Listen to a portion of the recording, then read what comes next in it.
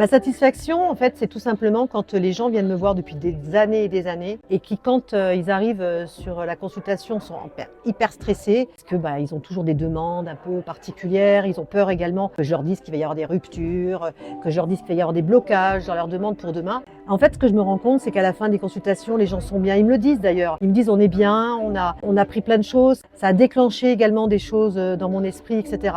Donc c'est ça également, moi, ce que j'ai envie de faire et de mettre en place. Il y a la médiumnité, oui, mais je vais être très claire avec vous. Sur 1 heure de consultation, une fois qu'on a répondu aux questions dans les domaines dans lesquels les gens nous appellent, il y a au-delà de ça, il y a ce qu'on appelle de la guidance, de l'accompagnement. On est aussi là pour aider les gens, pour les soutenir, et c'est ça qu'ils recherchent également avec moi. C'est pour ça que ma team va travailler également dans ce sens. Il n'est pas question qu'on réponde par des oui ou par non, ou être dans le flou, etc., comme beaucoup font. Non, c'est pas ça la médiumnité. Quand on appelle quelqu'un, c'est pour avoir des réponses exactes. C'est oui, c'est non. Il n'y a pas de peut-être, il se peut que.